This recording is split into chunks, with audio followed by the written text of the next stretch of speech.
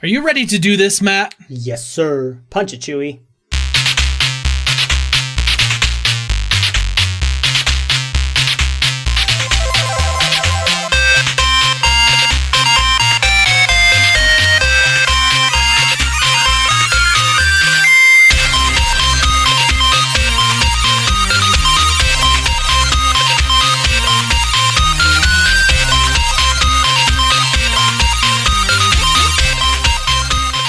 Welcome, super friends, to the Fortress of Nerditude podcast, a safe place to talk about all things in nerd and pop culture. I'm Spencer Stapleton, and my co-pilot is Matt Shaw. We're two nerds that just refuse to grow up. Thank you for joining us. This is episode 228.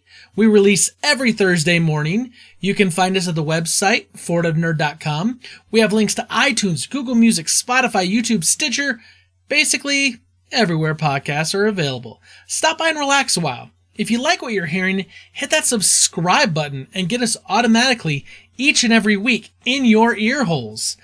Matt, it's been a week since we've recorded last, but it's only been like 2 days since we saw each other last. How are you, my brother? I am doing just fine. Doing just fine. So, what's happened in the last 2 days since I saw you? Nothing. Just getting back in the normal routine. Honestly, nothing has happened. Just hanging out, man. We our week update will be the same week. Fairly accurate. Because we had the same week. That's right. I will let you talk about all things Texas and your thoughts and what we did and stuff. But kind of for me, it was just hanging out. A week of hanging out. It was fun to have family in town, of course. It was fun to go out and do things and to show y'all a little bit of San Antonio and what we're about here and what we like to do. And obviously can't do everything we do in a week, but we did a lot. We saw a lot of things and did a lot of things, and the kids had a lot of fun. And man, and then since y'all left, we just kind of hung out. You guys left Sunday morning. It's now Tuesday night, so just hung out Sunday, did our thing, listened to some church stuff. And then yesterday was just kind of getting back to work and back to our routine. So, yeah, nothing really going on. So, let's hear it. Let's hear about Texas, man. The stars are bright and big at night, deep in the heart of Texas. Almost. I had to, it's close enough, right? Yeah, you mixed up bright. The stars at night are big and bright. But you know what? You were really close. Who cares? Who cares? I'm not Texans. From Texas. It's just whatever. Whatever. So obviously, like we all hung out last week, and we got on a plane Saturday. Days, weeks. Who knows what these things mean anymore? So we got on a plane Saturday. And we flew down to Texas. We got the rental car after waiting like an hour because apparently people that rent cars have problems remembering things like you need a driver's license. Right. You need insurance. You need to like not try to rent a car. We heard about this last week, Spencer. They want to know what happened since Monday. Oh my gosh. So anyway, so we did that. Yes, that's true. That is true. We did talk about that a little bit. So we did that and we came down, and we just hung out for like the first like day or so, just kind of chilled, which was nice.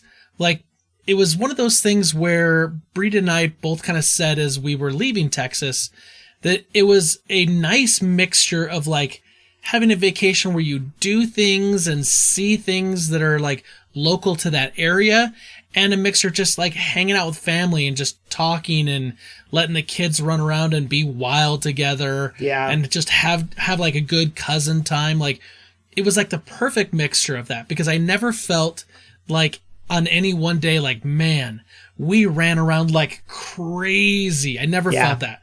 But then again, I never also felt like, we didn't do anything today. Right. And we probably should have gone and seen something. Like, it was a really good balance. And so while we were there, we let's see, we went to the Alamo, which was important. I had to see where the basement was. I'm looking for a bicycle, and that didn't happen. I just think that maybe I was on the wrong side. I needed to go. Next time I come, I'm gonna look again. Hashtag fake news. There is a basement. I know there is. So we did that. We did the river walk, which I always had this vision, Matt, of the river walk looking different. And maybe that's only because of like things I've seen on TV when, like, I don't know, like the Miss America pageant is on or something, and it's in San Antonio and they show the river walk, and like it, to me, it always seemed like bigger and broader and like more elevated. Whereas most of the river walk, you're actually like, it's more like down right next to the river, and there's like a whole bunch of shops and like, you know, stores and restaurants above, and then there's some down below. But the walkways weren't as wide as maybe I'd seen in the movies, or maybe the ways they've like shot them with movie magic makes it seem.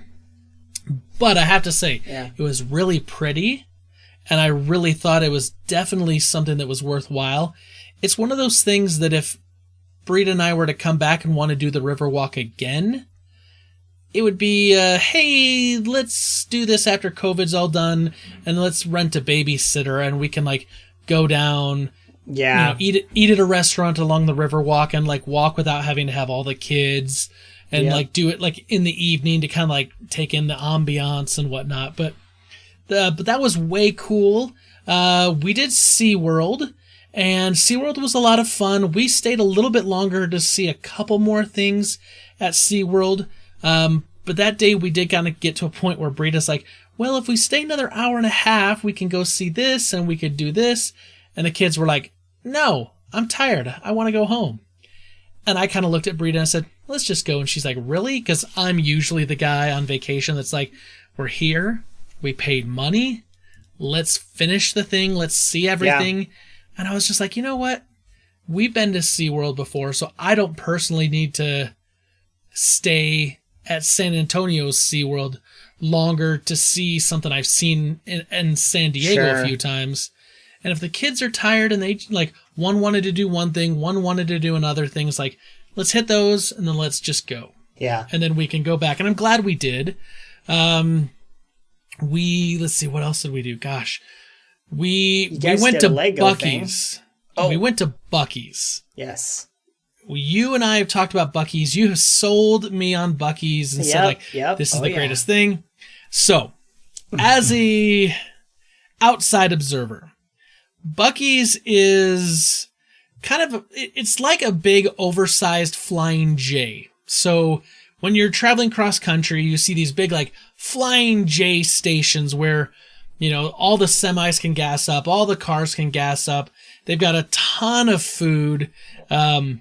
They've got a bunch of, you know, things to buy. It was all that, but Buc-ee's also has all their own brand stuff, so that there's also like all the t-shirts and the hats and the stickers and the mugs and the cups and everything. Plus they sell some like hunting, sporting goods stuff. Plus they kind of have a housewares section of the store. And then of course all the food and the drink and whatnot.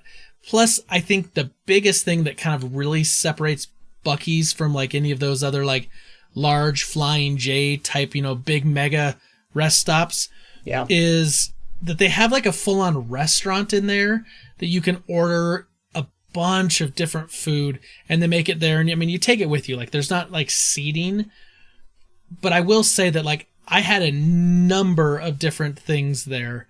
And my favorite actually was the sliced brisket sandwich. Delicious. That was delicious. But we loved Buc-ee's so much that we went back a second time because we had some extra time and the kids wanted to go. And so we went back a second time to Buc-ee's, and I got a shirt, a mug, and some cups for the family. Jackson got a shirt. Charlie bought a hat. Brita bought a Buc-ee's shirt. So I mean, between Buc-ee's and eating at Whataburger a few times, and then, eating some barbecue while we were there. I have some friends up in the Dallas area that told me that I'm officially a Texan now because, I've checked off all the major Texas things outside of like the sports stuff, which that's never really going to happen. Like I'm never going to buy into any of the Texas sport teams because I'm a Chicago guy through and through. But other than that, like, the Lego Discovery Center, that was fun. That was a lot of fun. Mostly though, just being able to hang out with you guys and being able to like, watch Charlie and Jackson running around with Emmy and Lando and just watching the kids play. Like that was just so much fun. Like that seriously, even though kids are kids and that noise level starts going up and up and up and you're just like, calm down, diddly, diddly, diddly, diddly. You're just like, come on. At the same time, it's like, you want them to have a childhood. You want them to run around and play. And so, real good. And then we flew back and the flights back were super easy, super simple, no problems. And then yesterday and then today is just kind of like getting back into the swing of things. I officially transitioned over from being a Set Point employee to a JR Automation employee and, kind of dealt with some of that stuff. And yeah, man, just kind of hopping back into it. I did watch the Kong movie since we've got home. The new one? Yeah, the new one that was like 2017. We watched Kong. So not the new one. So before the trip, we watched the 2014 Godzilla. Okay. We came home, we watched Kong. Okay. Kong Skull Island, which was like 2017. Then we watched Godzilla King of Monsters, which was the 2019. Okay.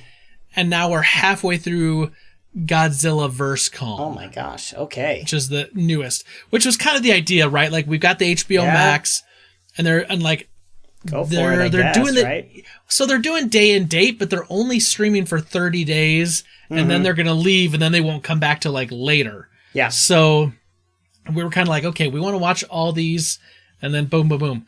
2014 Godzilla is actually a really cool movie. Really well done. Kong Skull Island, I really enjoyed. I thought it was really well done.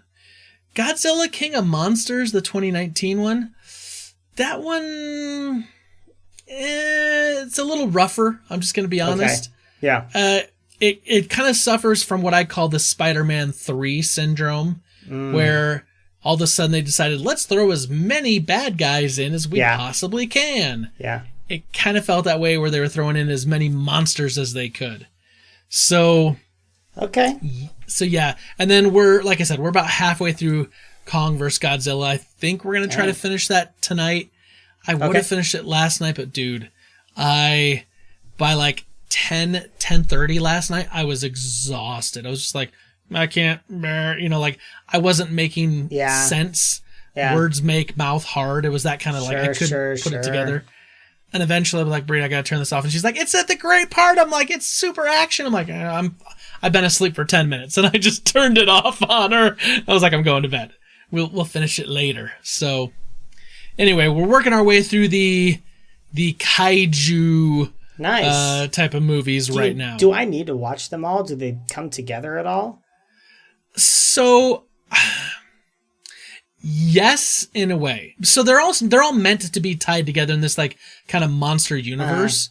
So you could probably watch Godzilla vs. Kong out of order. Yeah. And you probably would get enough of the backstory. But if you watch the 2014 Godzilla,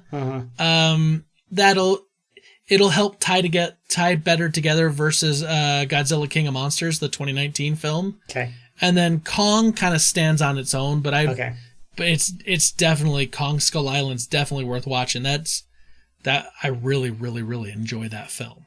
So this is the first Godzilla King Kong movies I've really watched. I mean, I guess technically I watched the King Kong, the Peter Jackson. The old one with Funny Man. Jack Black. and that wasn't really because I wanted to watch it because I was a fan of Kong or Godzilla stuff because I didn't know any of it. But it was more, ooh, Peter Jackson's done something after Lord of the Rings. Let me go take a look and let me go watch it. Yeah. That's the only reason. But these are really good. I've really enjoyed it, and I'm not going to go back and watch the old Japanese stuff because at this point, like, the rubber suit's going to look way too corny. But anything new that comes out in the whole Godzilla, Kong franchise stuff, I'll watch. Nice. I'll give it a go. So very nice. Okay. Cool.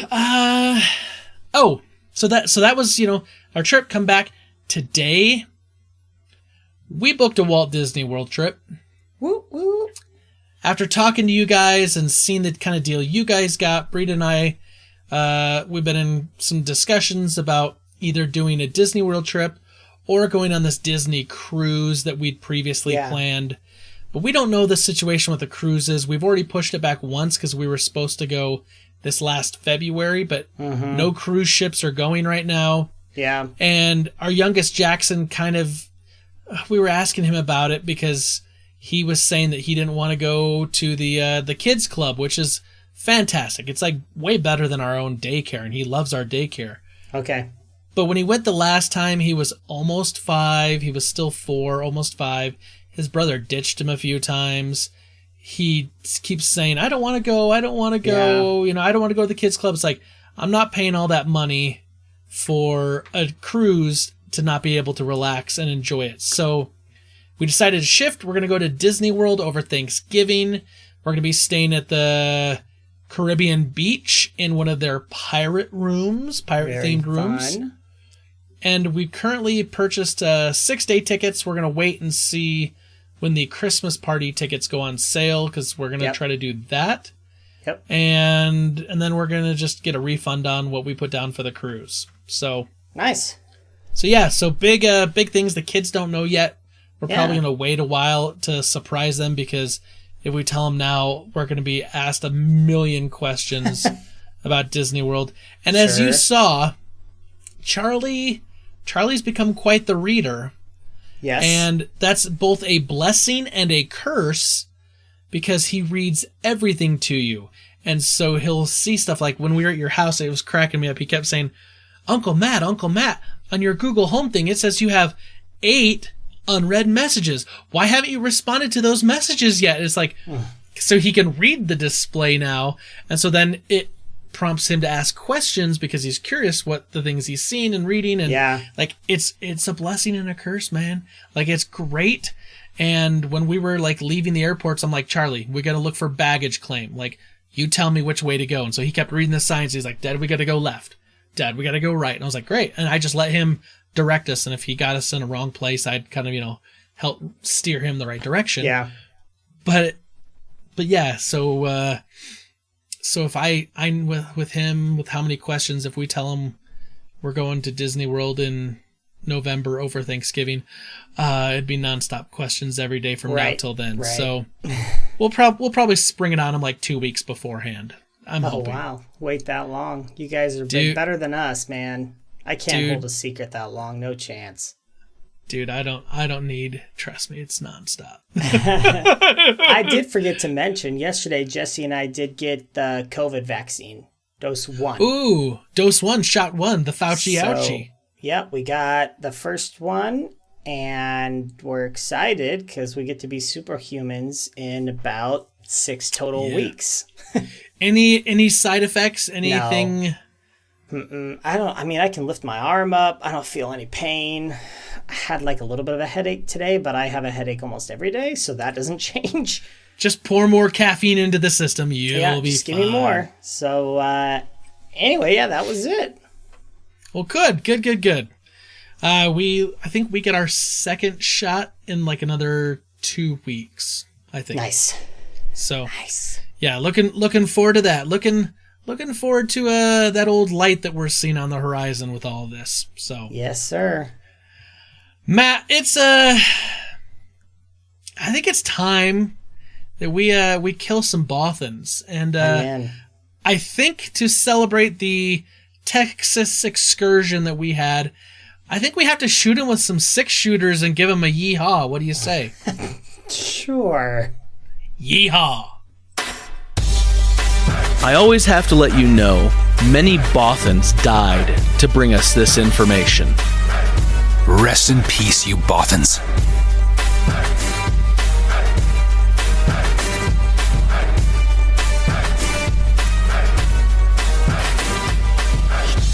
All right, Matt. We are into Rebel Intelligence, Texas style. What do you have for me this week? All right, so let's start. Let's start with some Godzilla stuff, since this is what you talked about. Ooh. Godzilla vs. Kong came out this last weekend. Yeah. And I've got some really good news. They're And making some news will more? probably surprise you, Spencer, because you've been kind of like, I don't think people are ready for the movies. Godzilla vs. Kong amassed $48.5 million, surpassing Wonder Woman 1984's measly, pathetic $16.7 million.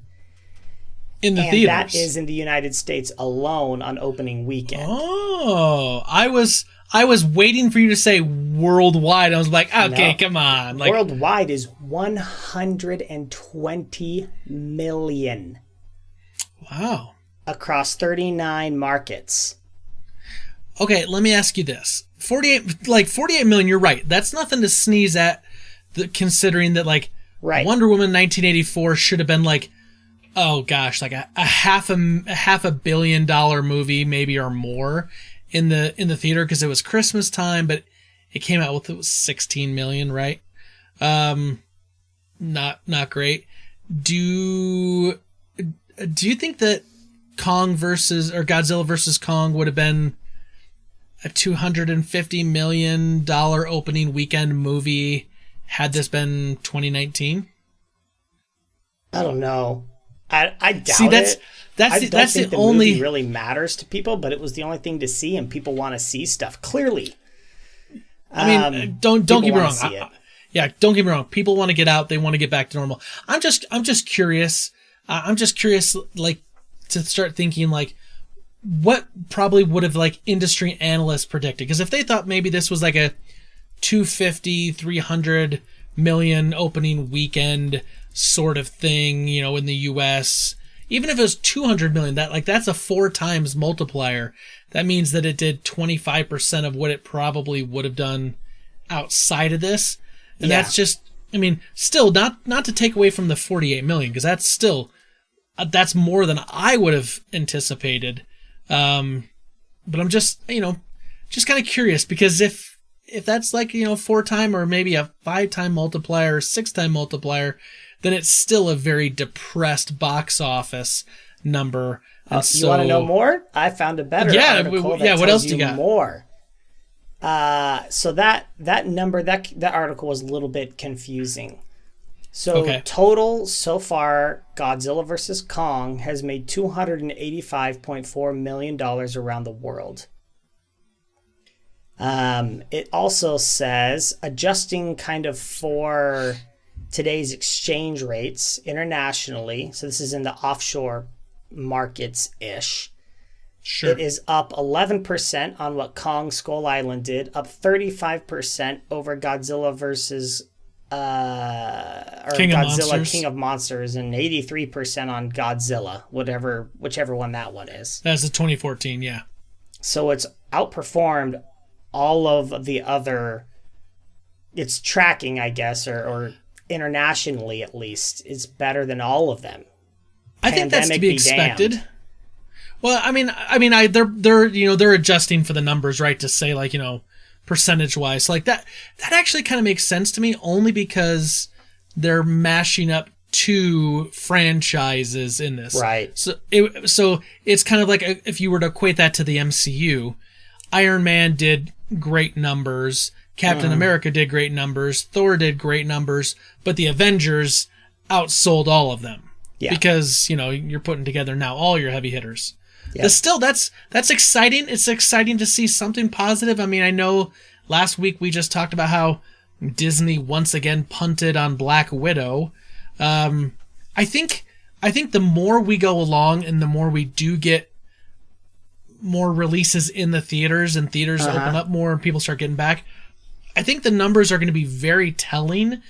Not because necessarily that I think they're going to be an accurate representation of like what the movie could have done under normal circumstances, but how these numbers, if they go up, if they go down, I think it's going to be a good benchmark that the rest of the industry will use to start saying, hey, let's plan on, Doctor Strange being a full opening, right?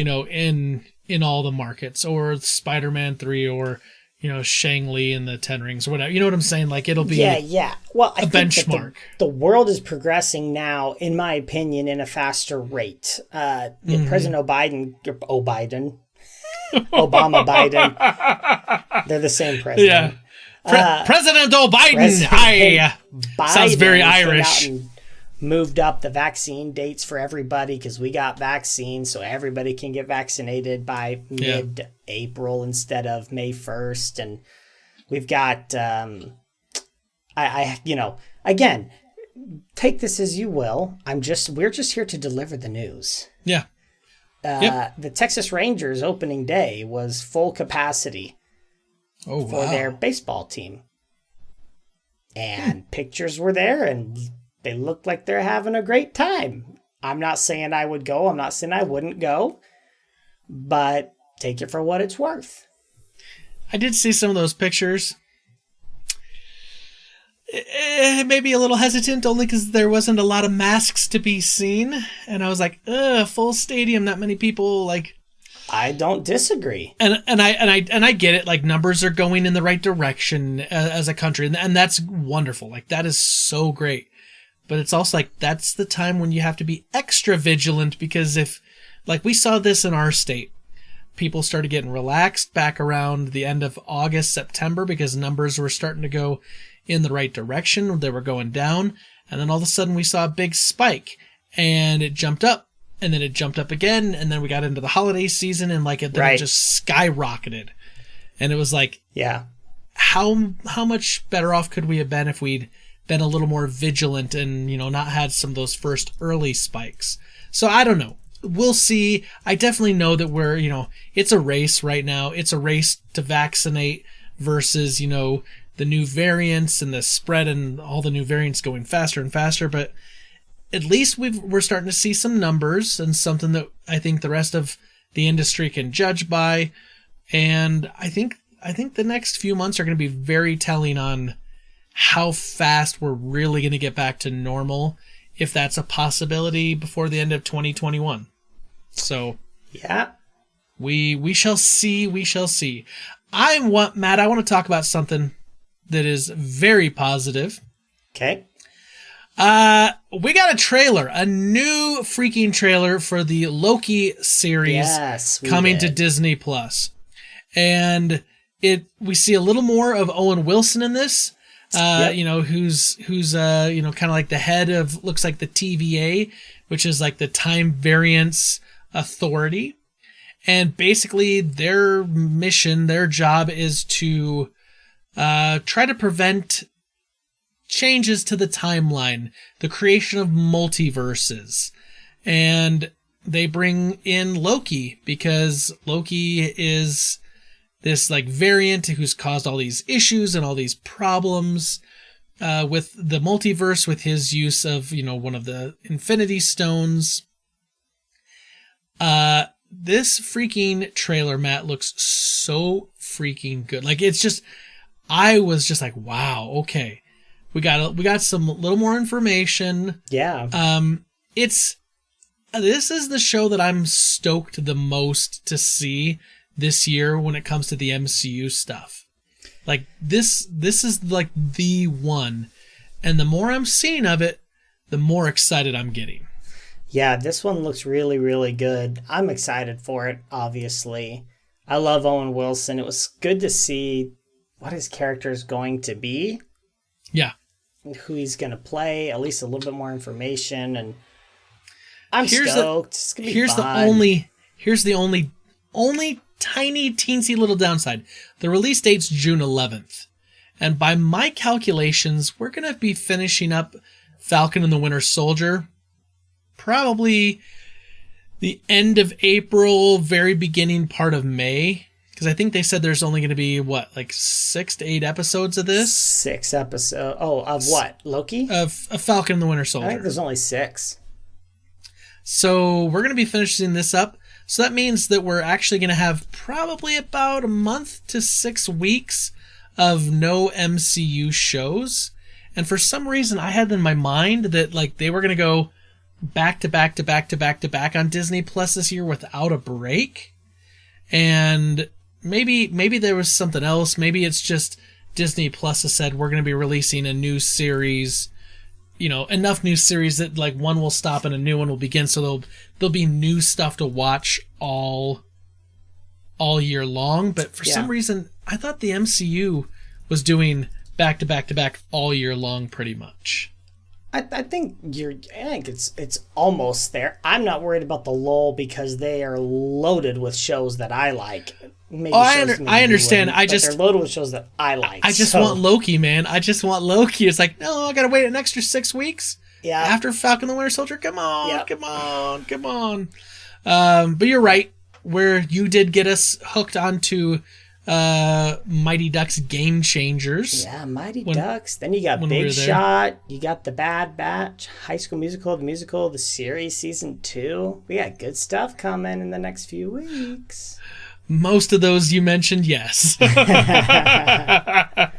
All right, so here's something interesting that just got released today, and this has to do with E3.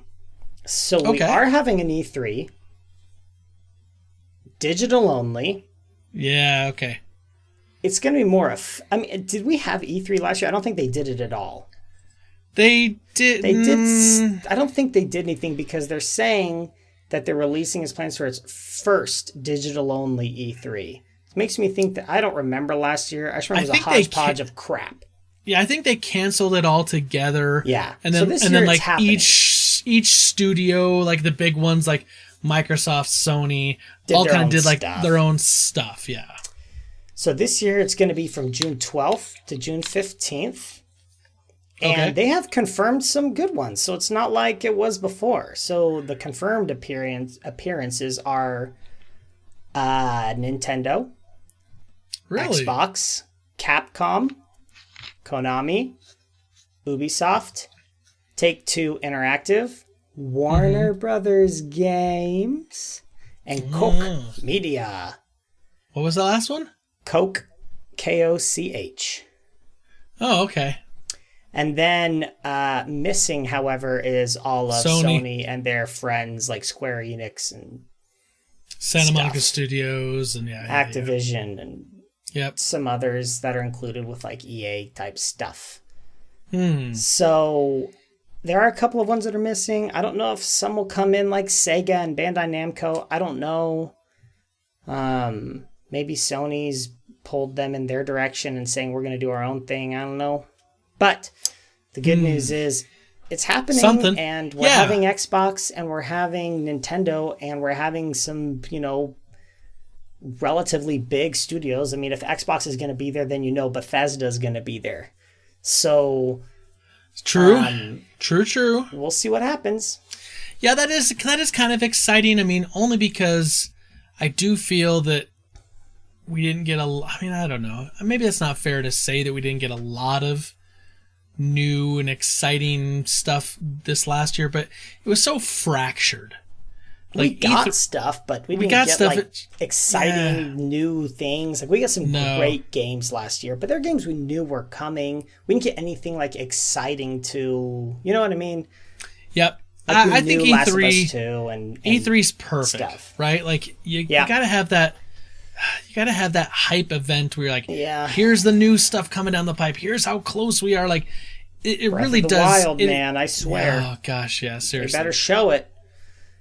Okay, I'm gonna continue going on and positive. Okay, I'm gonna say this right now. Yeah. Nothing I have is negative this week. Love it. Me either. Not really. Nothing. You could twist it negative. I'm not. I'm not gonna go there. We're having a positive week. Yeah. Season 2 of The Witcher on Netflix has wrapped production, which means all right. which means that they're done filming, which means, you know, we gotta go into editing, we gotta do all the things that we need to do, you right? Can see Post-production. it this year, though, for sure. It's coming this year. Yeah. I'm putting it out there. It's coming this year, no later than October. That's It's gonna be sick. I mean, think about it. Like, they're done, and it's early April. Yeah. Yeah. If they take the next 6 months for post production and editing, they can get this thing done. Oh yeah. And they can release it in October. Yep. And come on, Netflix is they're needing to win in the original content game. I mean, we talked about that last week, how Disney Plus is just eating in to their share of this industry. Oh yeah. It's gonna happen. They're gonna release this year. They need a big win. We know we're not gonna be getting a Stranger Things, so yeah, it's gotta happen. Golly. All right, Matt, what else you got? I'm just happy that there's stuff. You know what I mean. I'm just happy that we're getting good news. I've got more good news. Let's keep it on the shows. Let's go Umbrella Academy, which I don't think you have watched it. I've seen it. Yep. Umbrella Academy Season 3 has started filming. Oh, good. And obviously there were going to be delays because of COVID and blah, blah, blah, blah. But they found a way, and they're already filming it. So the production has begun. All the scripts are not yet finished, but we do know that they are together and they are filming. And one of the stars of the show, Tom Hopper, who plays he's the guy that plays Luther, the big monkey man. He said basically, yeah, we're doing it, and the material's amazing, and everybody on set is so much fun, and we're having so much fun. We're not that far into it. We've got a long way to go, but now that COVID is allowing us to make the show, we're making it. So nice. Pretty exciting. So Netflix is getting the ball rolling on some of their bigger franchises, with The Witcher wrapping up, and then with production beginning on this, and then hopefully someday they'll acknowledge that Stranger Things exists as a property. Because right now it's like they're all like doing other things like Ghostbusters and their own dumb prank shows and Godzilla movies. So we'll see. We'll see. And I've got another Netflix win to close out Rebel Intelligence after you go next. Okay. So you know how sometimes things that are rare will go to auction and they'll sell for a lot of money? Yes. Oh, yeah. A sealed copy of Super Mario Brothers. Now, this isn't just like a sealed copy, like the cartridge itself is in plastic. I'm talking about the original cartridge and the original cardboard sealed in the original plastic, sold for a record-breaking $660,000. Oh my gosh. It crushed a record. There was a really good copy, sealed copy of Super Mario 3 that sold last year for $156,000. The big reason why this one sold for so much is that it's near mint condition. They rated it like a 9.6 A+ rating. Wow. And they said that basically the origin story of like how this came to be is that an anonymous person who didn't want to be named, right, bought it as a Christmas gift in 1985, and they put it in a desk drawer and then forgot about it, and it stayed in this desk drawer for 35 years. Oh my gosh. And then eventually they came across it and they said, it's and I've looked at the pictures, like this thing, it's the original box. It looks like it's, just crazy. Absolute mint condition. My gosh. And so, that's a lot of money, $660,000. Like, I would definitely, if I had like money, I would definitely pay for like a wrapped, still in its wrapping. It doesn't have to be like that super high grade. Just be like, look at this piece. Sure. This is amazing. That's a lot of cash.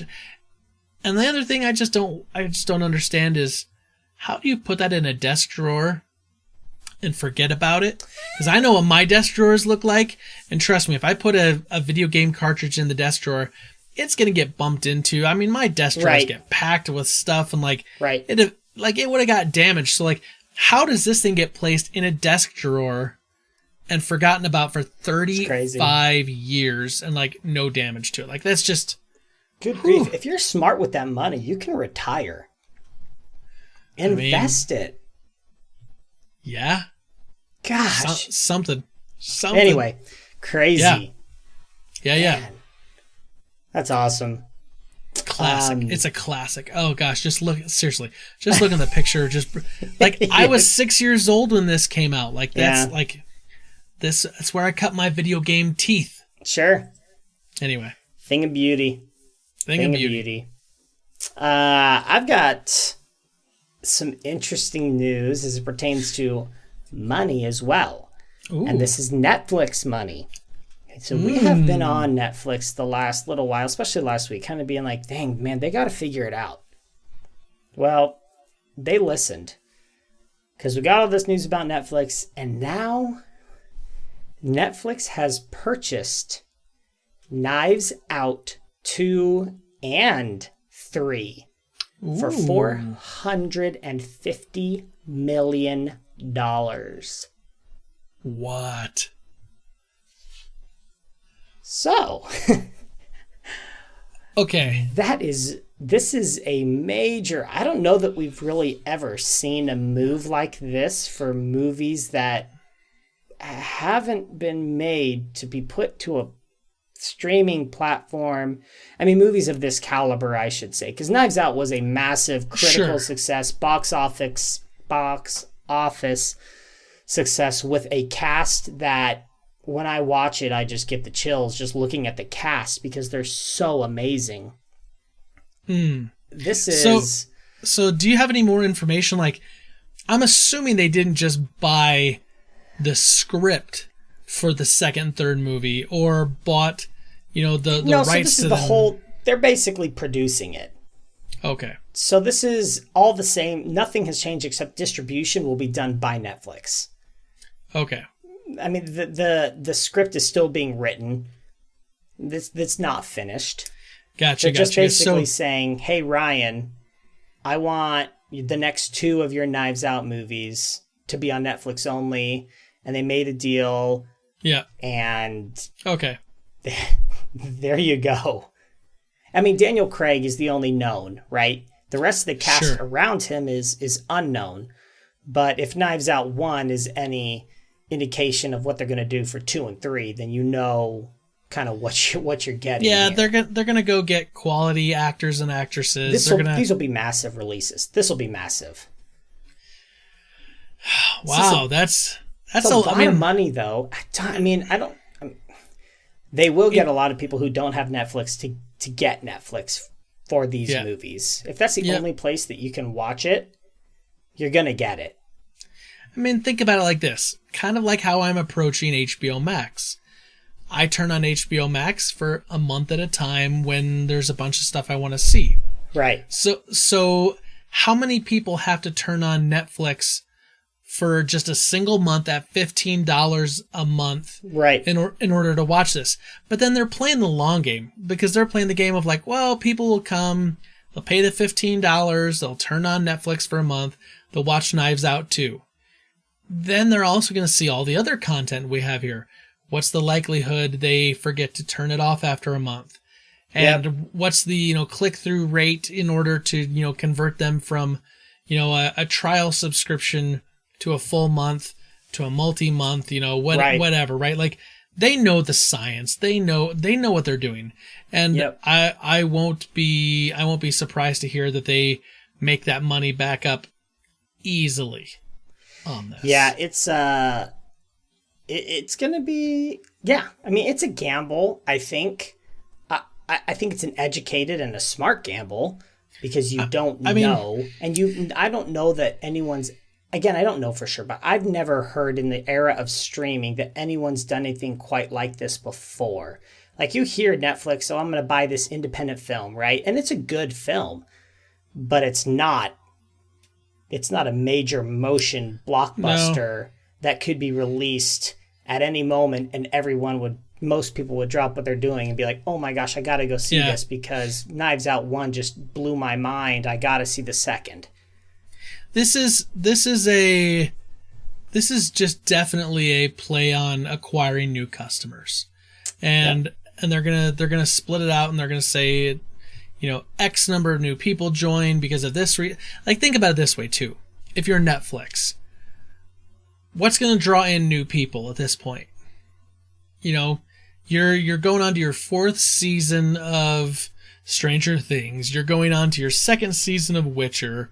You've got this, but all of a sudden you make a big splash with a big name movie that just came out and saying we're going to have the next 2 over here and this big director. I mean, it's just all about customer acquisition and they're going to make that money back. Yeah, for sure.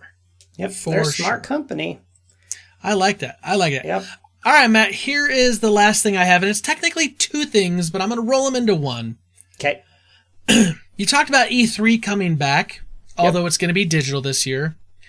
It is official. There's going to be a Star Trek convention in 2022. So it won't be this year, but it will be next year, April 8th through April 10th at the McCormick Place Convention Center in Chicago, Illinois, my hometown.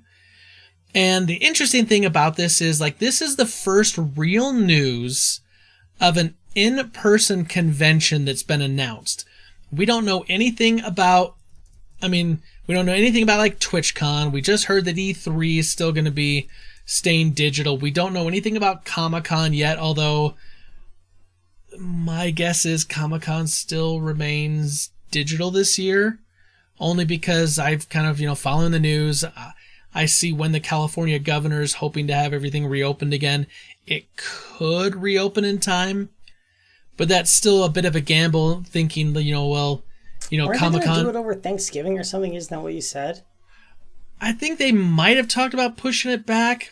I'd have to go back and look, but anyway, the point is, this is the first solid news of an in-person convention, and it's going to be this, they're calling it Star Trek Mission Chicago. It's going to be a new, the people that are behind New York Comic-Con and C2E2 and PAX and Emerald City and Star Wars Celebration and Complex Con. They're the ones that are doing this Star Trek Mission Chicago. So it's going to be this, huge Star Trek convention. And the Star Trek conventions that have been around, there have been a bunch of them. It's growing and evolving, but it's going to be hitting right about the time when you're going to have another season of Discovery, another season of Picard, probably another Lower Decks, and then the new Star Trek Prodigy that's going to be coming out. We probably won't have a movie yet, but you've got all of that that's happening. So that's really exciting, but also to tag along with this, we got a Season 2 teaser trailer for the new Picard, Star Trek Picard. Oh, okay. And the interesting thing is about this is that it's just kind of you're seeing the inside of Jean-Luc Picard's office in his, in kind of his home in France. And he's just kind of talking, and he's talking about, some of humanity and, getting second chances. And they show a Queen of Hearts playing card on the table. And then it kind of burns up, and it leaves just the little Q in the top corner that doesn't burn away. And then you hear the voice of John Delancey, who played the character Q on Star Trek The Next Generation. And he says something along the lines of, he's like, the trial never ended. And if you're a Star Trek fan, if you're a Star Trek Next Generation fan, this is super, super exciting. John Delancey played a character Q who appeared in the very first episode of Star Trek The Next Generation as the character Q, which is this omnipotent being.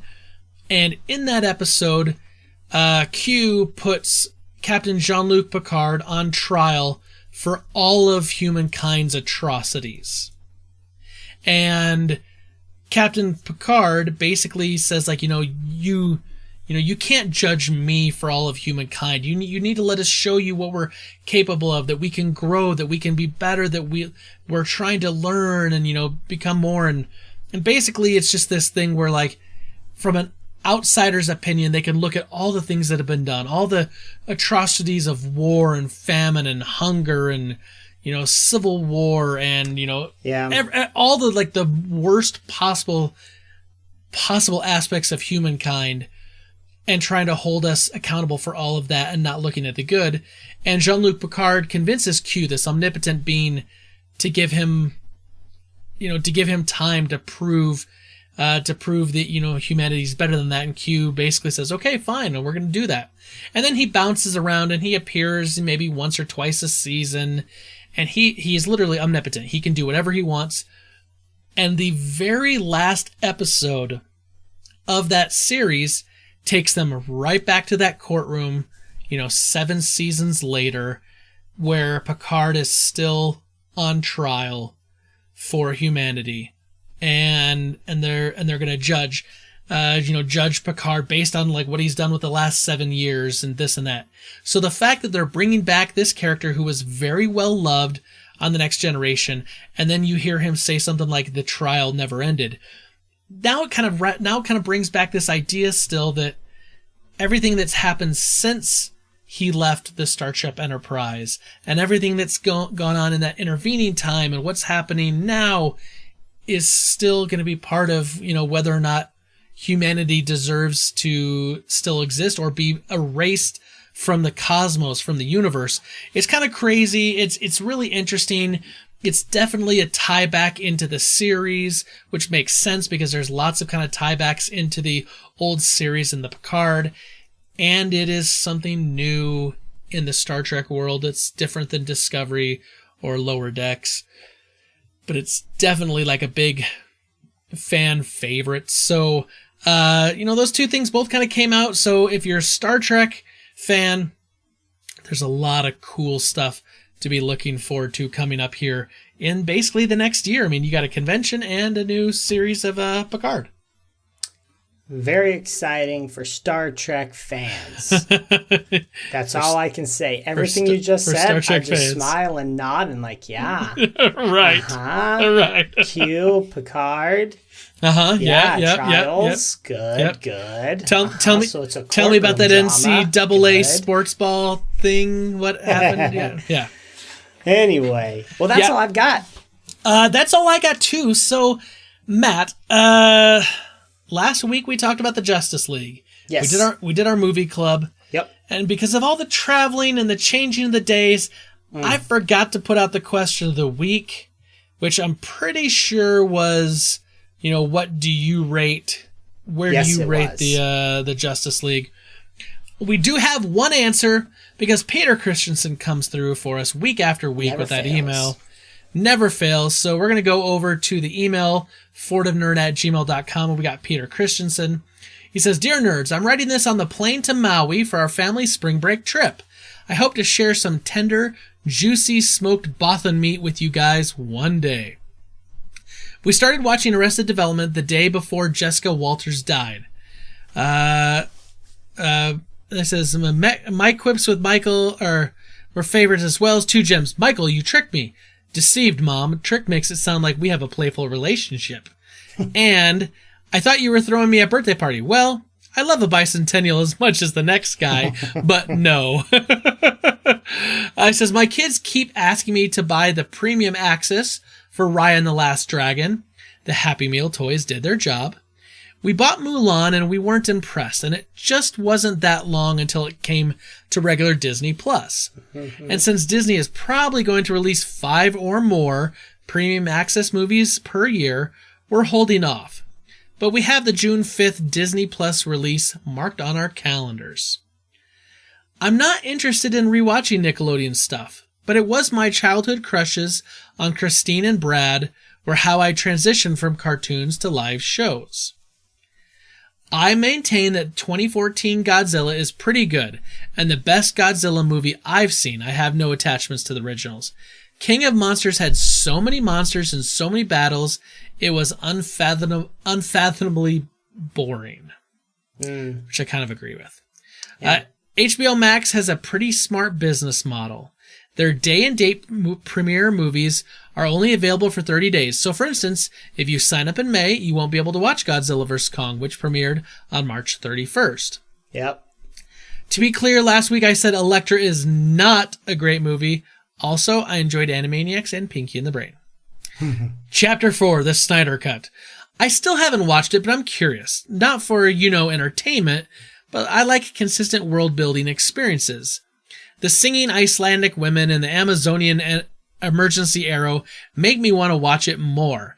It sounds like Snyder makes great cohesive visions, but not that fit into a normal runtime. I enjoyed the Whedon humor parts, but it was a huge clash with the brooding Snyder parts. But you know what you're getting when you hire Joss Whedon. After hearing about the different versions, I understand why the cyborg actor, which was Ray Fisher, was upset. It has to stink to get your big movie break and then being cut from the center point of the story to a relevant addition. Overall, I think this movie will be one of the defining points in the changing movie business, along with Trolls World Tour's big online success and Mulan's lackluster performance. I would like it if huge budget movies started including $50 million extra budget for an hour longer expanded cut to be released online after the theatrical run. It's a reasonable addition to a big budget, and it would be enticing subscribers to bait them for streaming services. Cheers, Peter Christensen. What do you think about that, Matt? Should big box office movies add in like an additional $50 million to like shoot a bunch of other stuff for extended editions, director's cuts, all that stuff? What do you think? I think for big tentpole franchises, I don't think there's anything wrong with it. Like, I would love to live in Harry Potter and Fantastic Beasts as long as possible. Sure. In the wizarding world, or in worlds that are interesting to me. Star Wars, for example. Right. There's some deleted scenes in some of the new Disney movies that I go, why delete that? It's not very long, and I feel like it adds a lot. So I would like to see something like that to finish those scenes and create a longer, I don't want to say more cohesive, because sometimes it's not necessarily more cohesive, but there's some scenes that were really, especially The Last Jedi, when I think about it, there's some scenes cut out that I go, would have made a better movie. And it would have been less pissy-offy to some people if you'd have kept some of those scenes in where, there's moments that were important for people. So yeah. I like extended stuff, though. I already said that, so I'm on team more. I'm on team more if it's good, if it's going to enhance the movie. But if it's just like, hey, here's an extended scene where we took another 4 attempts to tell the exact same joke, but with a different punchline, and like the one they put in the theatrical release was the funniest line, like, I don't want to see them. Yeah, those are like bloopers. Yeah, I mean, but sometimes though you see the the deleted scenes, and like that's just what they add back into certain movies. I agree. Big tentpole films, MCU stuff, the DCEU, Harry Potter's, Star Wars. Yes, I'm okay with that. But like, do you really want to see like an extended edition of Trolls World Tour? Like, it's a cute movie and my kids like it, but I don't think an extra 30 minutes is gonna make that movie like that much better of an experience. Just make it 30 minutes longer. So that's kind of where I'm at. Matt, Super Friends, they're coming in week after week. They're listening to the podcast. They're catching us live on Twitch. How can they help us out this week? Well, Super Friends, thank you for all that you do. Listening, liking, commenting, subscribing, interacting, calling the voice message. We get so many we can't even share them on the show. True. Thank you so much for being a part of our group. We love it. We're grateful for it. Now, in addition, this week, we are going to do a challenge to each other that you're about to hear.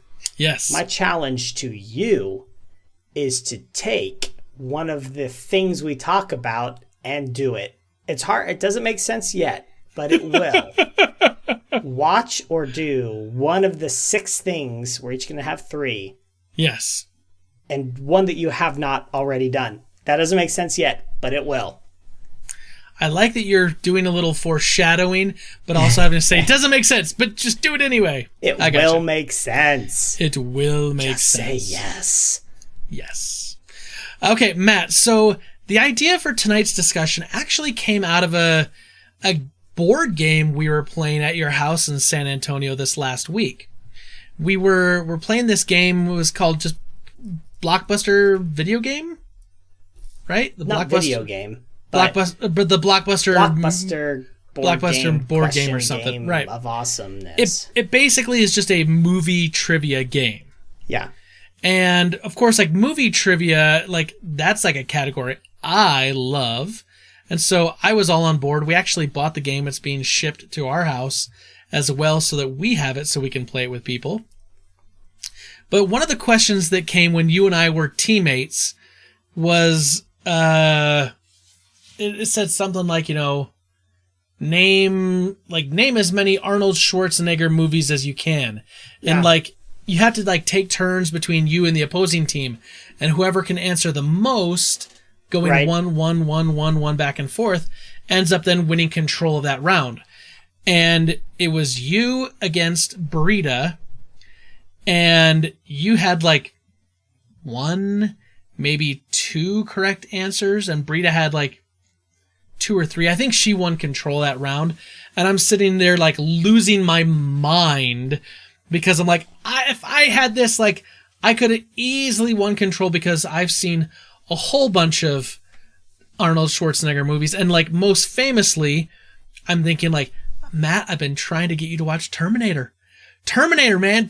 Like I'm sitting there like trying to like, because I can't interact with you, I can't talk to you. I'm trying to like use my like psychic abilities, like Terminator, Matt, Terminator. I've told you, you got to watch Brita Terminator. already said Terminator. I know, and then she said, I was like, dang it, don't. But the thing that kind of kicked my brain off and thinking is like, how many times do you like love something? Whether it's a movie, a video game, a TV show, whatever, a book. How many times do you love something and you love it so much that like you want everyone else to love it as well? Yeah. But then you want to introduce it to someone, but you don't want to oversell it, because if you oversell it and then it doesn't live up to expectations, then they're going to totally crap on something you love, which hurts you personally. I don't know why it shouldn't, because it's subjective, Sure. but it does, because you're like, I recommend this, I love this, and they're like, yeah, that was crap, I hated that. And you're like, oh. Yep. Or you undersell it because you don't want to oversell it, but you don't sell it enough, and so then they never commit to actually doing the thing. Right. How often does that happen for you? Like, have you found yourself in that position? So I am an anomaly, maybe, in the way that I recommend things to other people. Okay. If it's something that I really love, I want to keep it for myself, and I only share it amongst my very, very closest of trusted friends. And I know that that is, maybe selfish, but it's special, so I don't share it with a lot of people. Honestly, I don't. Like, Community is my favorite show of all time. I do not share that with many people because I don't feel like they're going to appreciate Except it. all of the millions of super friends that listen Everybody to this podcast. listens to podcasts, yes, of course. Yeah. But that's not an individual invitation. But there are certain friends that I do regularly recommend because they like the same things as me, and I know that they're not quite as up to speed as Jesse and I are. Jesse and I are very, very, very into knowing our vein of shows and movies that we can recommend it to others who enjoy the exact same kind of shows and movies. Yeah. So I've had a couple of experiences where I've been the recipient many times, right, of TV shows and movies that I should watch from people, and I've also been the one that gives it. one of note, I'll talk about the recommendation that I received that I continually ignored was, even when I was young, these people that I thought were nerdy, okay? Okay. They loved the show Psych. And I went, boy, gosh, I just don't feel like that's a show for me based on what I know about you and your family. Yeah. If I'm going to be honest. I was like, I'm out. And then my sister, Mary, my youngest sister, when she was in high school and I was in college and I would come home frequently, she insisted that I watched it. I watched it, and then I watched 9 seasons very fast. And I thought to myself, why did I wait this long for something that I love so much, and a character that I constantly get compared to is in Psych, Sean Spencer. Everyone who knows me says, Matt, you are Sean Spencer from Psych, and they're not wrong. I don't know if that's good or bad, but they're not wrong. Okay. So that's one where I've kind of been the one receiving the recommendation. I hesitated for years and then finally gave in. So I don't know. Have you had anybody recommend stuff to you and you were like, nah, and then you finally did it? So like famously in our family, like with our in-laws, they're all huge Doctor Who fans. I know. They all love Doctor Who. And Brita kept trying to get me to watch Doctor Who. She's like, you'd like it, you'd like it, you'd like it. The problem is, like, I watch things, like, I'll see things that my wife watches. And in a lot of respects, we have a lot of very similar interests. She loves the MCU stuff. She loves the Star Wars stuff. Like, she'll watch all that stuff with me. But then I also see her watching the things like, what was that big PBS show that everyone was talking about for forever ago? Like they ended up making a movie of it that like no one wants. Downton Abbey? Downton Abbey. Like she'll watch Downton Abbey and she'll watch like this like dancing show Bunheads and she'll watch like all these like kind of like BBC, PBS, like period piece type shows. I don't watch any of that stuff because it just does not interest me. It just bores me to tears. Right. She loves the Jane Austen stuff, and so she'll watch the Little Women movie, and she'll like that. Like that's great. I'm not knocking that. It's just not my interest. So it's not something I'm gonna want to watch. And so when she was trying to say like you need to watch Doctor Who, I'm like, this is a BBC show, and I kind of watched a little bit or saw a little bit of the Christopher Eccleston season, which is the first season when they kind of rebooted the show after it'd been off the air for like 9 years. And I went, ooh, it's really low budget. It looks really bad. Yeah. I was like, I don't know. I don't know. So then a little while goes by, and she's been pushing, and you'd like it. I'm like, Argh. And then somewhere along the line, when David Tennant was doing his run as the Doctor, I was like, hey, this is the guy that played Barty Crouch Jr. This is, he's done, a couple other things that I knew him from. She's like, yeah. And then she's like, just watch one episode with me. And so I watched the episode Blink with her, which is what a lot of people do to get people to watch Doctor Who. And the funny thing is it's like the doctors in this episode, like the least amount of any episode out of all of this seasons. But it is a really good story, and it's really engaging and really hooks you. Yeah. And so then they can kind of explain a little bit more about what the Doctor is. And so like I watched that, and then I was like, all right, I'll give it a try. I'll watch at least one season. Let me do it. And I went back and watched the Christopher Eccleston season. I was like, I mean, it's hokey and it's kind of corny and it's low budget. And then I was like, but I'm going to watch and see what happens when David Tennant's seasons begins. I watched a little more, and then I was hooked. And I've seen them all except for the most recent season, only because we didn't have TV at the time, which I think now we can watch it on Amazon Prime. I love Doctor Who. I'm a Whovian. Like, behind me you can see I've got a TARDIS cookie jar and David Tennant's, Doctor's sonic screwdriver. it's a great sci-fi show. Yes, some of those early seasons were a little hokey because the budget wasn't there, but it caught on in the US, so it got a big following over here. It was doing better ratings, and so they put more money into production, and it's something that I truly love now, and I've helped convince a lot of people to go watch it. But it took a lot of work on my wife's part in order to get me to watch it. It just did. So, yeah, I mean, I've been the victim of, like, someone trying to oversell me on something, and eventually I got on board, and I loved it. Yeah. But then I've also been the victim of, like, trying to sell something that I love to people, but I've kind of undersold it and not done it justice. Sure.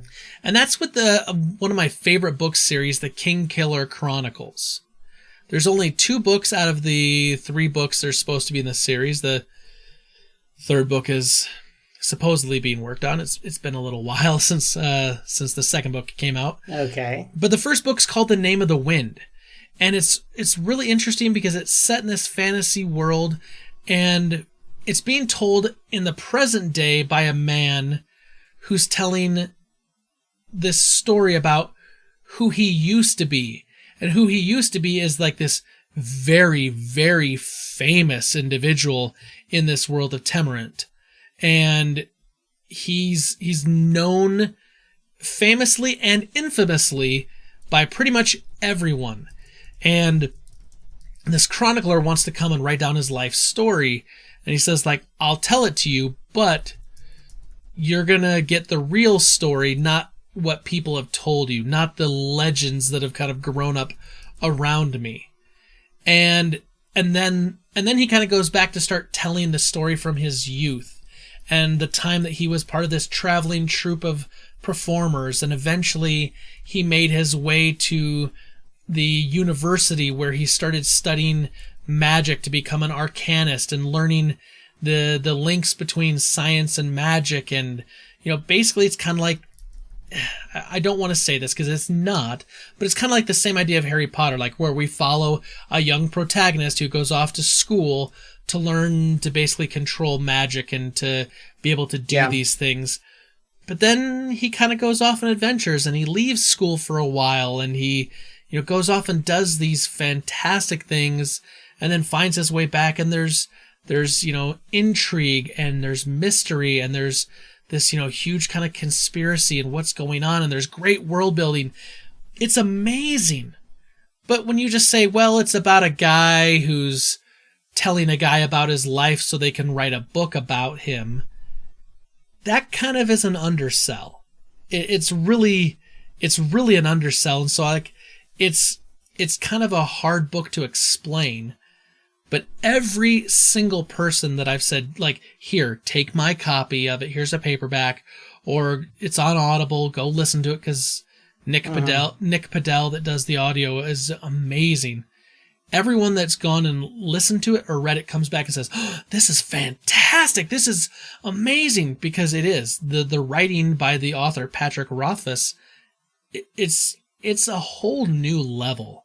Like, it just takes fantasy to a whole new level.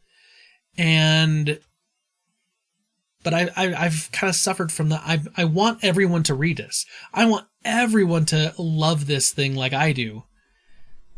But it's kind of a hard sell. It's really kind of hard to describe in a way that's, you know, got a real catchy hook, right? Like, if you say, like, hey, you know, come watch Game of Thrones. It's basically about, you know, a family who's trying to stop another family from taking over the entire realm, and this family gets decimated, and you follow the lives of these family members as they try to work their way through to getting back into a position of power.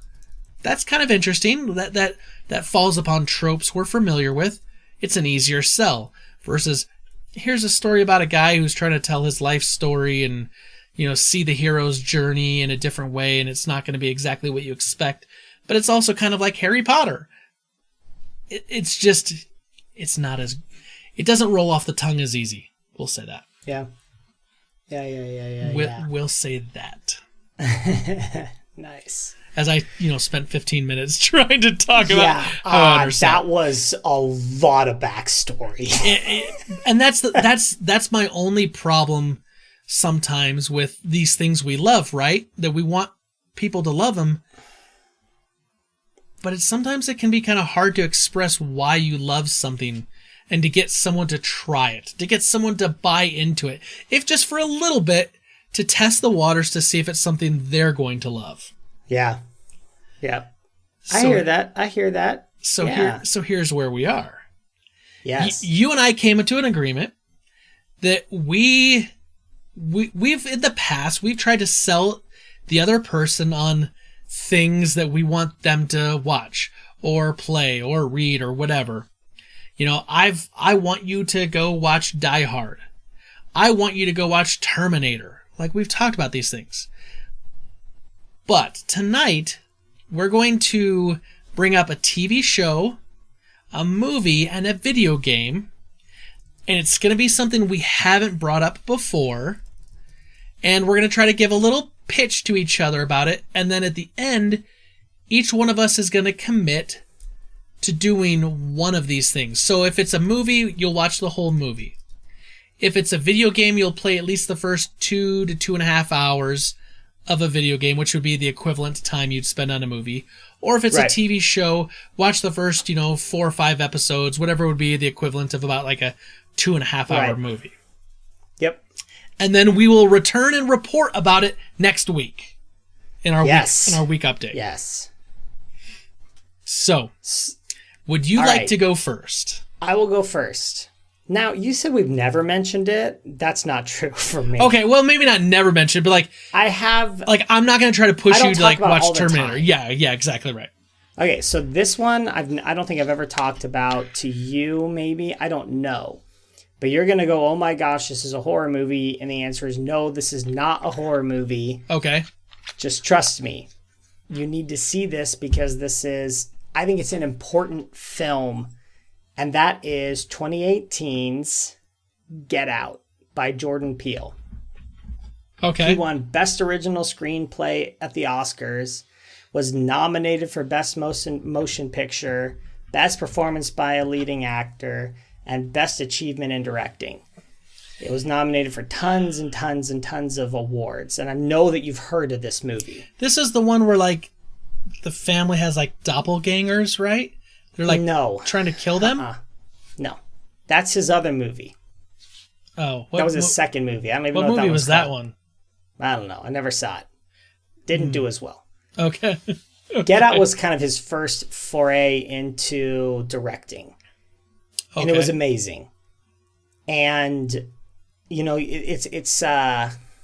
it's one of those movies where you don't want to say what it's about. You don't want to give it away, so I'm not going to. Kind of like an M. Night Shyamalan Ding Dong movie where if you say too much, you give it away. Twists. Gotcha. It's got twists along the way. And there are some horror tropes where you'll think that this is a horror movie, but it's much more suspense. And when you get to the end, you realize kind of what everything is and what it's about. And it kind of makes you think and question. And it's very much... this is not a giveaway. This is obvious when you watch the movie. It's very much about race. Okay. And it's fantastic. That's all I can say. It's absolutely fantastic. Okay. One of my favorite movies. I made my parents and my siblings sit down with me to watch the movie because it was so good. And they all survived, and they don't watch horror movies. And Jessie watched it, and she definitely doesn't watch horror movies, ever. M. Night Shyamalan is as horror as she gets. And she doesn't even watch all of those. So this is a movie that I love, that I think you will really like if you were to get over the I don't watch scary movies thing. Is this streaming somewhere? I doubt it. I mean, I have it on YouTube TV, but you can't get that. Right. It's I think you have to rent it. It's like $2 or $3 or whatever. Okay. Well, I'll keep that in mind. Like I said, we only have to pick one of the 3 options presented. Now, Super Friends, I did think about doing 3 horror things to make him do something scary, but we decided that it had to be something he would actually like. Right. So, Yeah. We're not looking to punish the other.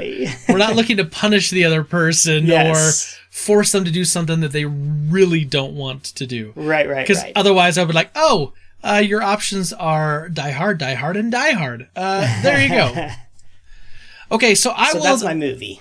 I will go with my movie choice then as well, since you started off with movies. So I was kind of looking down a list of like the best 100 movies of all time, and kind of seeing if I agreed with some of them or not.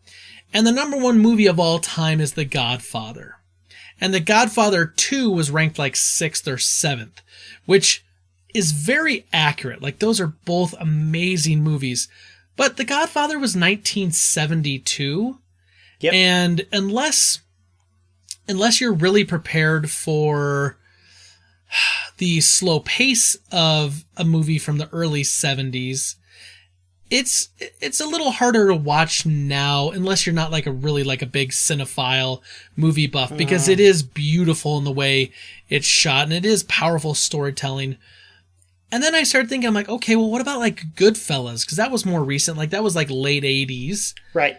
And I was like, that's once again real well. And then I remembered a little movie by Martin Scorsese from 2006 called The Departed. And The Departed is an excellent movie. It kind of falls into this like mafia mob type of movie. And I don't think that like that's necessarily your genre of films per se. Nope. But definitely not. But I think it would be something that you would find very, very interesting. Okay. So, The Departed, it's a film that takes place in Boston, and there's an Irish mob boss, Frank Costello, and he basically plants a mole inside the Massachusetts State Police Department, while simultaneously there's an undercover state trooper, Billy Costigan, that gets planted inside of the Irish mob.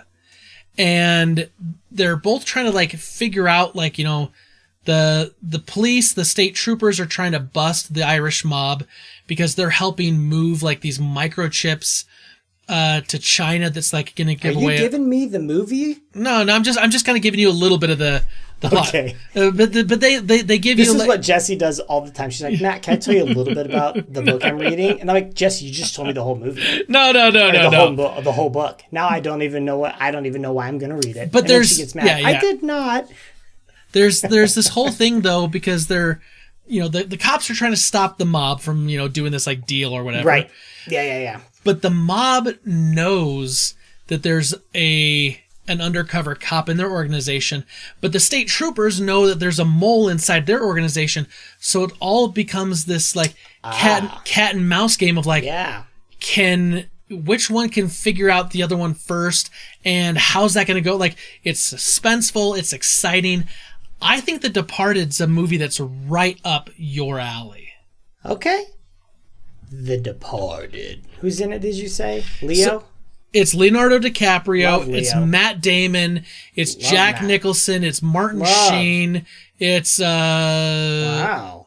Mark Wahlberg's in it. So like, okay, so just to give you a little bit, it won 4 Oscars: Best Picture, Best Director, Best Adapted Screenplay, and Best Film Editing. It was the first and so far only Best Director nod for Martin Scorsese. Okay. So that's the movie I think you would like. That very, very impressive. Okay. That would be up your alley. So that's your first option you can choose from. Okay. All right. So I'll go TV shows. Okay, TV shows. You have heard me say this show, okay? Yep. And you've said, oh, it's on my list. Well, now I'm going to make it be on your list of what you have to do. Can I take a guess at what you're going to say? Well, yeah, go ahead. I think you're going to say Lock and Key. No. Dang it. Because I feel like I've talked about that one more than I talked about this one, at least in trying to get you to watch it. Okay. Plus, I think you'll like this more than Lock and Key. And that is The Dark Crystal: Age of Resistance. Oh, that's right. Yeah. Watch it. Okay. It is epic. It is fantasy. It is puppets. And I know you like Muppets. It's true. I do like puppets and things. I do like Jim Henson's like Muppets. Epic storytelling. This is up your alley, and I don't think you know it is. Do I need to watch the movie first? Okay. This is a prequel anyway. I mean, there's like fun little nods. If you've seen the movie, but it also leaves you with a lot of questions if you've seen the movie. So maybe it's better if you just don't watch the movie and you just watch the. Gotcha. Just watch the. The movie's not going to help, series. is what you're saying.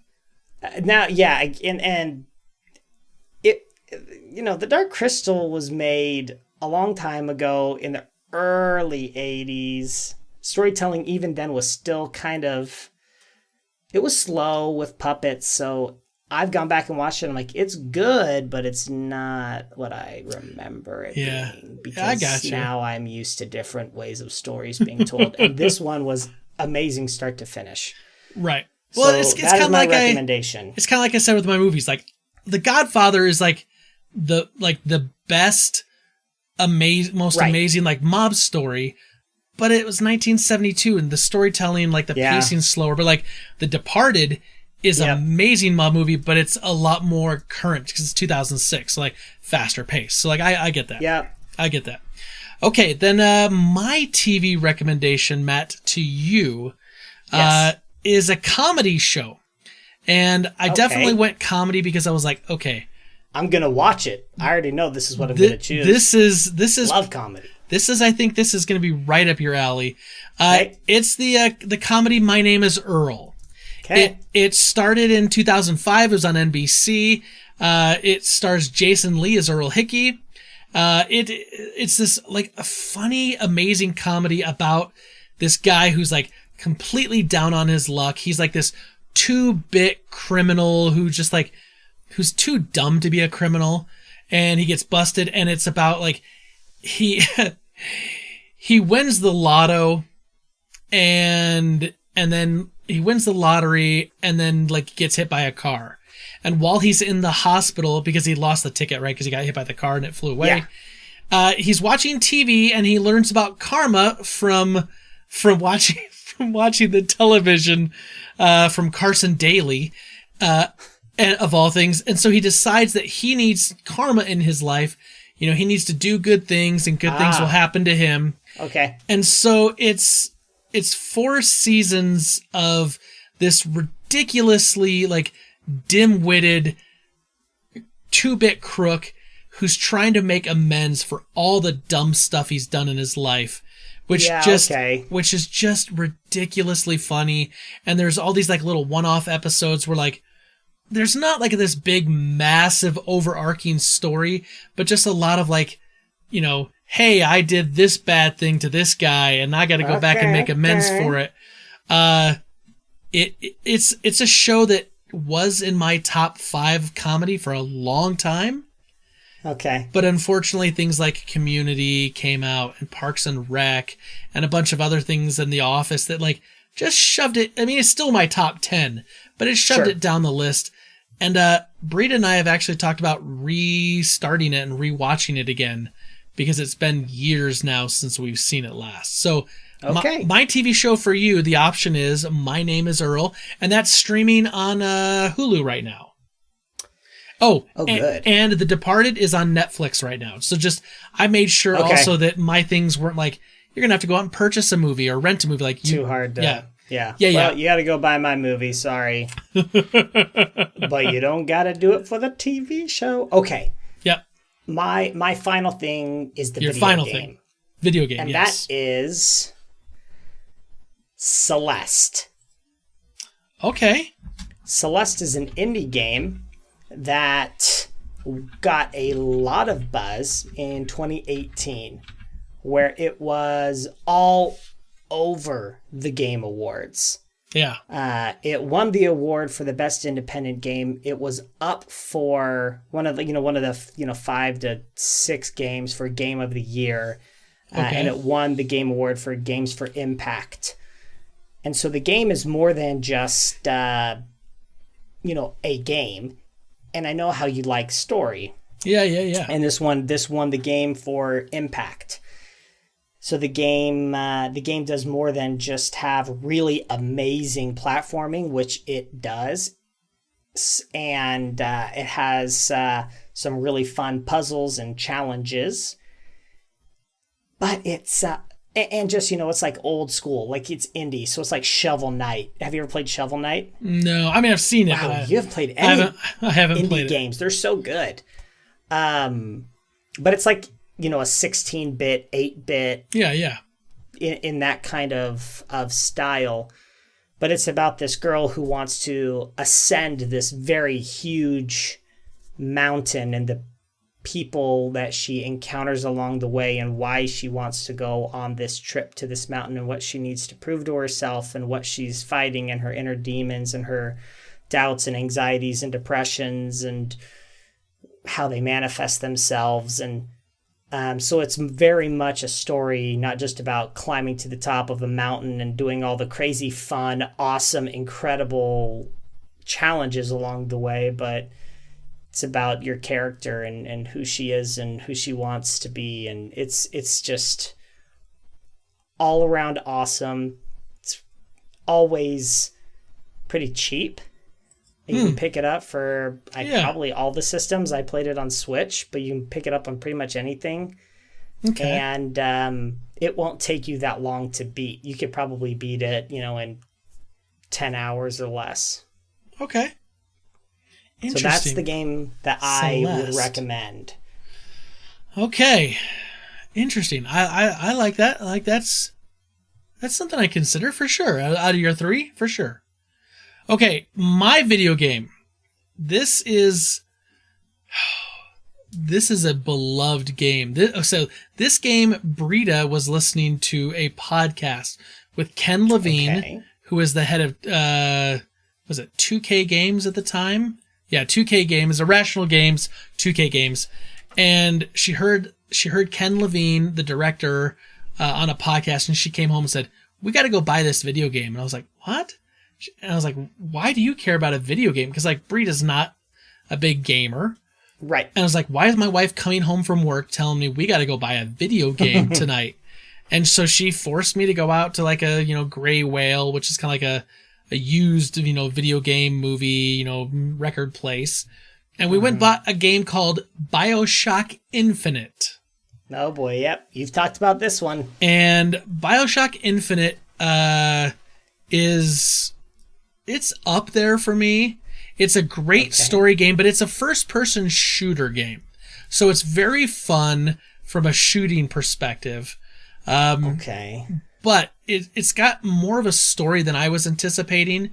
And by more of a story, I mean, it's got a fantastic story to it. So basically, the game is set in 1912, and it follows its protagonist, former Pinkerton agent Booker DeWitt, who's sent to an airborne city of Columbia to find a young woman, Elizabeth, who's been held captive there for most of her life. Though Booker rescues Elizabeth, the two become involved with the city's warring factions, the nativists and the elite founders that rule Columbia, and strive to keep the privileges for white Americans and the Vox Populi, underground rebels representing the underclass of the city. During this conflict, Booker learns that Elizabeth possesses strange powers to manipulate tears in the space-time continuum that ravage Columbia, and soon discovers her to be central to the city's dark secrets. So it's this really interesting thing where you're in this old kind of timey 1912, think World's Fair type of feeling from back in the day, but there's this whole underlying issue of race and who has power and control, while also you're trying to save this girl in order to wipe away a debt you have. And then all of a sudden there's these space-time, tears that are, manifesting, and you're trying to get to the center of all of this that's going on. It is amazing storytelling. When the game ended, Brita and I went, wait a minute, what? And it was kind of like that moment when you watch Inception and you get to the end of it and you go, ooh. And it just makes you like reevaluate everything you've just watched, everything you've been a part of, and say, something just happened here. And then it makes you like rethink about stuff in a different light.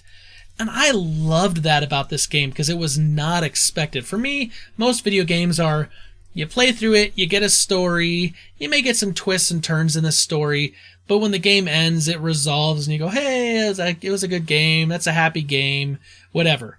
But for this one, it was like, the game ends and it's almost that like M. Night Shyamalama Ding Dong twist at some of those movies where something happens and all of a sudden you were like, ooh, wait a minute. And then you have to like go back and reframe the entire narrative again because you realize that it's changed.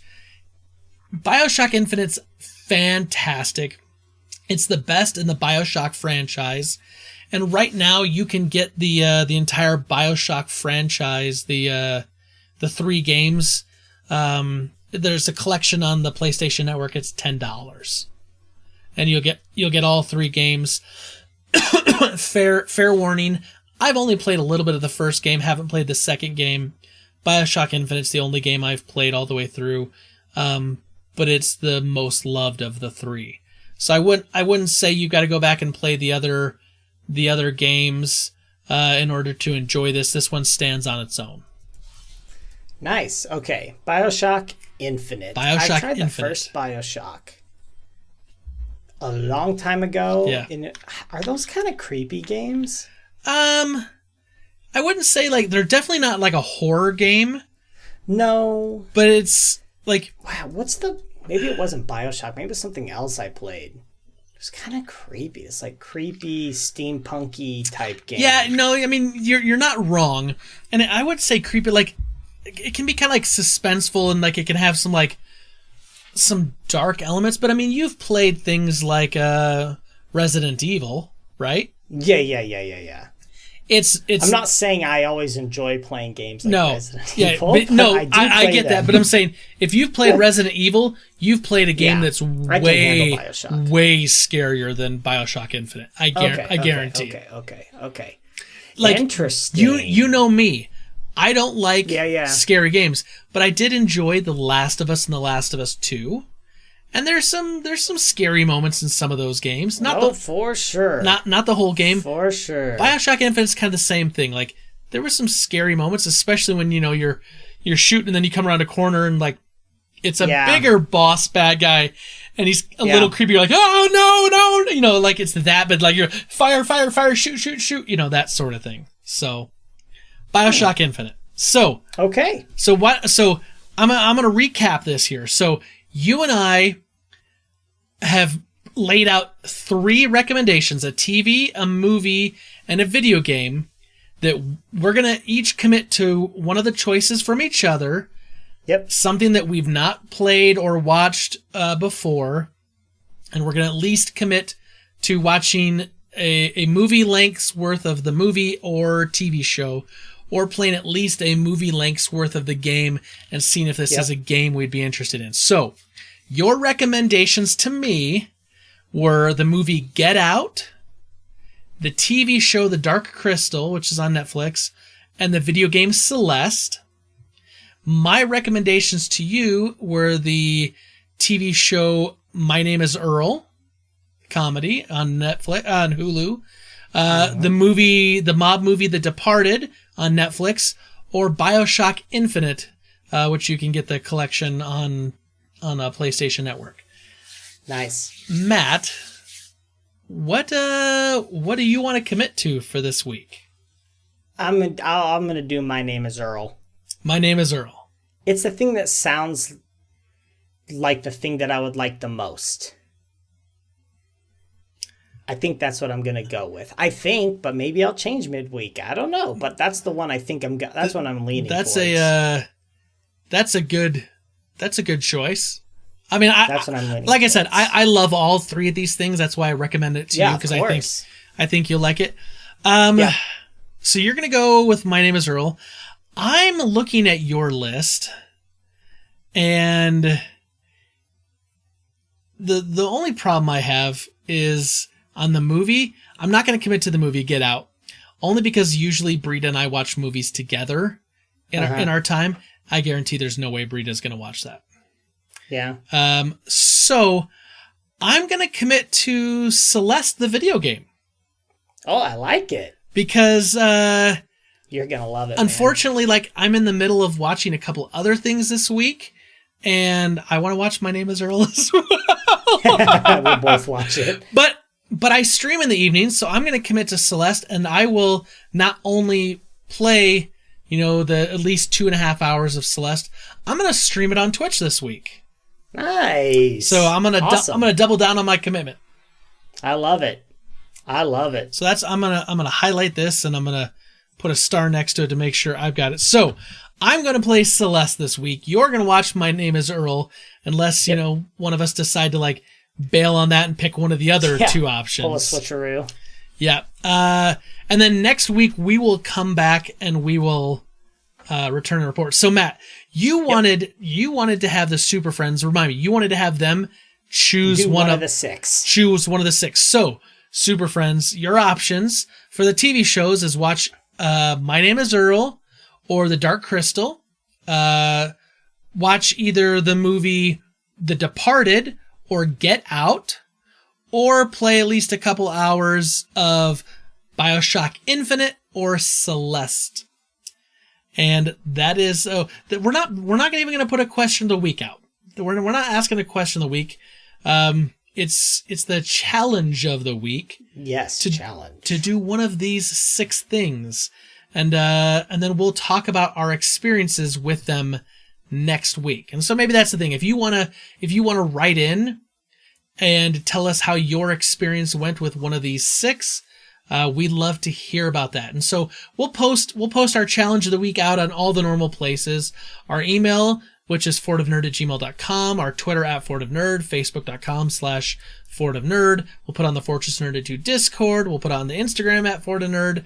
And then if you want to call in that voicemail number, 801-477-7687, you can also leave us a voicemail about your experience this week. And I think I really like this, Matt. I think this is a good idea. Yep. Push us out of our comfort zones a little bit and try something new. I'm in, man. I'm in. Well, Matt, it's great to see you again, even though it's only been 2 days since I saw you in person and to hang out. In person, yeah. This is episode 228. Glad we're able to be here with all of you beautiful, wonderful Super Friends tonight, and for those that'll be listening on Thursday morning. So, from all of us here at the Fortress of Nerditude to all of you out there, wherever you may be, may the Force be with you, always.